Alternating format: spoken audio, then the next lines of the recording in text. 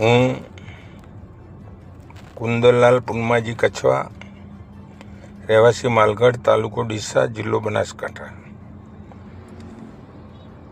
હાલ હું જે કાયદામાં જોગવાઈ નથી એવું કામ કરવા જઈ રહ્યો છું. આત્મહત્યા. મારી સુસાઇડ નોટ મેં લખી નાખી છે, એ મારા ખિસ્સામાં છે. અને આ વિડીયો હું મહેરબાન કલેક્ટર સાહેબ બનાસકાંઠા, મહેરબાન એસપી સાહેબ બનાસકાંઠા, પીઆઈ ડીસા રૂરલ, મામલતદારશ્રી અને માનનીય ન્યાયના દેવતા સમાન મારો જે કોર્ટમાં દાવો ચાલે છે એ કોર્ટના સૈયદ સાહેબ, જજ સાહેબ, મહેરબાન જજ સાહેબને વિનંતી કરું છું કે આ મારો વિડીયો જજ સાહેબ સુધી પહોંચાડજો અને એસપી સુધી અને કલેક્ટર સુધી, મામલતદાર સુધી આ મારો વિડીયો મોકલજો. કોઈ મારો મિત્ર બનીને જો મેં સારું કામ કર્યું હોય તો મોકલજો પૈસા. મને દેવીન લચ્છાજી પટિયાર, ધીરેન દેવીન કુમાર પટિયાર, મિતેશ દેવીન કુમાર પટિયાર એ અમદાવાદ રહે છે. એણે તો ક્યારે મને હેરાન નથી કર્યો, એ તો સાચું બોલનાર વ્યક્તિ છે.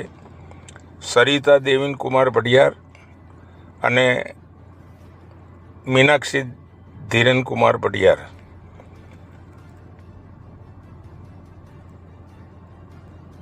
ધીરજ અમૃતલાલ, ત્રિકમલાલ બાબુજી ગેહલોત, સુરેશ ભરતભાઈ સોલંકી અને પ્રકાશ માળી, જેનું દવાખાનું ડીસા ખાતે ચાલે છે, ગેહલોત છે. એના છોકરા ડૉક્ટર બની ગયા. કોરોનામાં બહુ પૈસા કમાયો છે. પાણીના ઇન્જેક્શન, રેડિયેશનના બદલે પાણીના ઇન્જેક્શન મારી અને લોકો પાસેથી લૂંટ્યા છે. મારી પાસે તો પસીનાની કમાણીથી મેં કોલ્ડ સ્ટોરેજ બનાવેલો હતો. પહેલાં ડૉક્ટરે મારા ભાગીદારો પાસેથી કોલ્ડ સ્ટોરેજ રાખ્યો 50%, અને પછી 10% એ પટેલોમાંથી વિનોદભાઈ પટેલનો મેં રાખ્યો હતો. એ પણ એણે એના નામે ચડાવી દીધો. મારો કોલ્ડ સ્ટોરેજ એને મારા દીકરાઓને વિક્રમ અને અનિલને છેતરી અને દસ્તાવેજ કરાવી નાખ્યો. દસ્તાવેજમાં સહીઓ લઈ લીધી, વધા અરજીમાં પણ સહીઓ લઈ લીધી અને એક પણ રૂપિયો આપ્યા વગર, એક નવો પૈસો આપ્યા વગર અમારી 5 કરોડની પ્રોપર્ટી એણે અમારાથી છીનવી લીધી. અમને બાઉન્સરો લઈને બહાર કાઢ્યા. અમારે ફેમિલીવાળો હતો એટલે બાજુમાં જ રહેતો હતો. ફેમિલીવાળો એટલે ડરના લીધે હું ડીસા રહેવા જતો રહ્યો. મારા દીકરાઓને પણ મેં ડીસા રહેવા મોકલી દીધા. મેં કીધું આ નલાયકોથી નહીં પહોંચાય. 700-800 કરોડની પાર્ટી છે, એ પૈસાથી ગમે એને ખરીદીને આપણને મરવાઈ નાખશે અને આપણા દીકરા દીકરીઓને ઉપાડી નાખશે. એવી ધમકીઓ મને મળતી હતી અને એવું મને ત્રાસ જે એટલો બધો આપ્યો છે અને અમારી સાથે એટલો બધો વિશ્વાસઘાત કર્યો છે. છેલ્લે મને બોલાવીને મારી સહી લીધી સાક્ષીમાં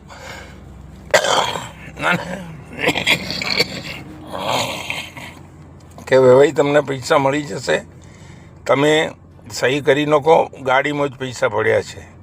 આટલી મોટી રકમ કે આપણે ઘરે જઈને ગણીને તમને આપીએ. ઘેર ગયા, આઈસ્ક્રીમ ખવડાવ્યો સહીઓ કર્યા પછી, અને પછી કે હું આવું છું, તરત પૈસા થોડા ખૂટે છે લઈને પૈસા લેવા ગયો, વળીને પાછો આવ્યો જ નહીં. અમે કંટાળી ગયા, અમે થાકી ગયા, 4 કલાક બેસ્યા, પરંતુ અમને કોઈ પૈસા એણે આપ્યા નહીં. એના પછી અમે દાવો દાખલ કર્યો ભલું થાજો કૈલાસભાઈનું કે એણે અમારો વગર પૈસે 1 લાખનો દસ્તાવેજ ખરીદી અને દાવો દાખલ કર્યો કે તમારો દાવો સાચો છે સરપંચ, હું લડું છું, તમે ચિંતા મત કરો, પૈસાની જરૂર નથી મારે, તમારી પાસે પૈસા છે નહીં. એટલે એણે મારો દાવો લીધો. હવે કોર્ટમાં દાવો ચાલવા છતાં અમે બધાએ લખીને મોકલી દીધું બેંકોને, રજિસ્ટ્રારને, મામલતદારને, બધાને. ગ્રામ પંચાયતમાં પણ કોઈએ આ પૈસા આગળ મારું કામ થયું નહીં અને કોઈ જગ્યાએ દાવાની એન્ટ્રી પાડી નહીં, જેથી કરીને એણે વેચો માર્યો અને આ લોકો મને એટલો બધો ત્રાસ ગુજારે છે, મારા સાથે વિશ્વાસઘાત કરી અને મારી સાથે આ સામાજિક, આર્થિક અને સંસારિક અને મને ન બોલવાનું જે મેં મારી જિંદગીમાં કોઈ સોંપડ્યું નથી એવા શબ્દો બોલી અને મને હેરાન પરેશાન કરી નાખ્યો છે. મારે મરવા સિવાય કોઈ બીજો આરો નથી.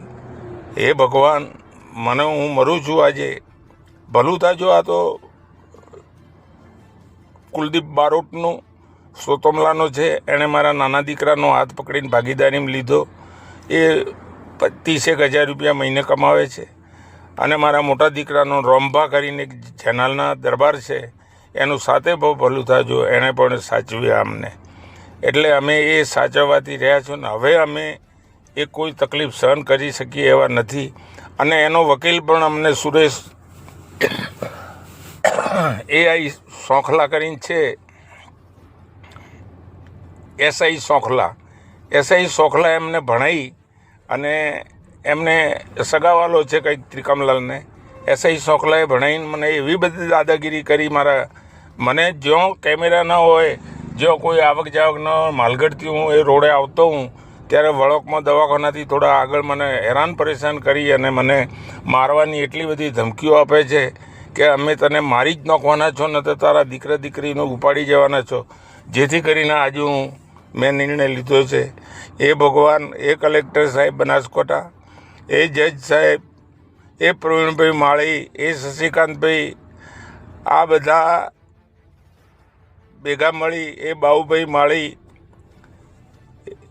એ તિવારી સાહેબ, આ બધા તમે ભેગા મળી અને SP સાહેબને, કલેક્ટર સાહેબને અને જજ સાહેબને વિનંતી કરજો ને મારો વિડીયો પહોંચાડજો.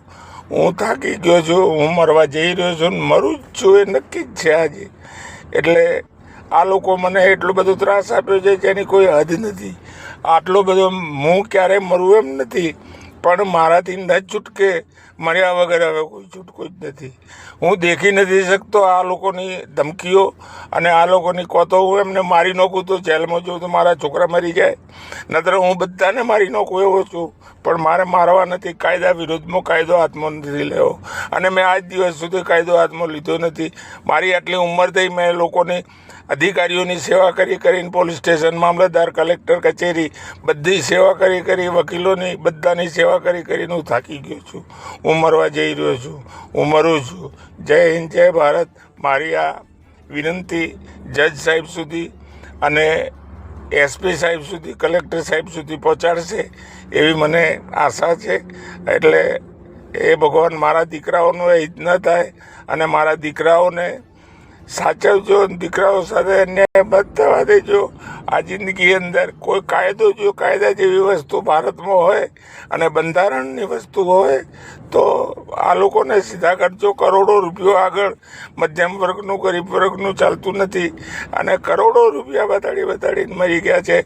આ કે હું મારા ઓસ્ટ્રેલિયા કે અમેરિકા જતો રહીશ અને તો ત્યાંની વિઝા છે, ત્યાંનું ગ્રીન કાર્ડ છે ડૉક્ટર સુરેશનું, એટલે એ તો જતો રહે તો મારે તો મરવા કરતો ભૂંડું થાય.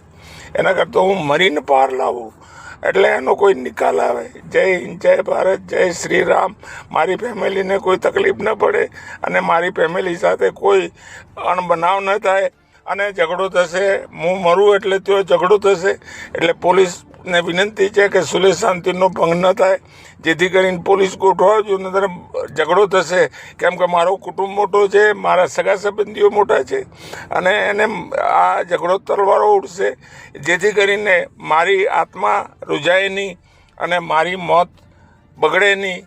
મારી અગ્નિ સંસ્કાર એ જ કોલ્ડ સ્ટોરેજથી નીકળશે અંતિમ યાત્રા અને એ જ કોલ્ડ સ્ટોરેજ ઉપર મારું બેસણું થશે, ઉમિયાજી કોલ્ડ સ્ટોર ઉપર, અને મારી વિધિ ત્યો થશે. આ હું તમને સાહેબ કહું છું, મારા છોકરાઓ ત્યોથી ખસશે નહીં, નહીં ખસે અને નહીં ખસે. ભલે ગમે એ થઈ જાય, છોકરાઓ કબજો છોડવાના નથી.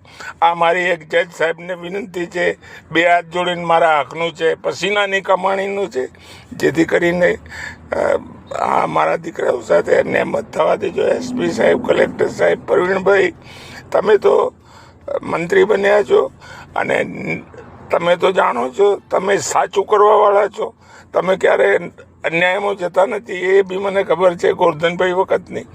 અને શશિકાંત પંડ્યા એ બી મને મારો મિત્ર રહ્યો છે, જેથી કરીને હું તૂટી ગયો છું. મેં લોકોને ખવડાવ્યું છે, મેં ક્યારે ખાધું નથી. જય હિન્દ, જય ભારત. અને મારી અંતિમ યાત્રા અહીંથી જ નીકળશે. મારો બેસણો બી અહીંયા થશે અને મારી વિધિ પણ અહીંયા થશે. મારા દીકરા ક્યાંય નહીં જાય એની હું તમને બે હાથ જોડીને વિનંતી કરું છું.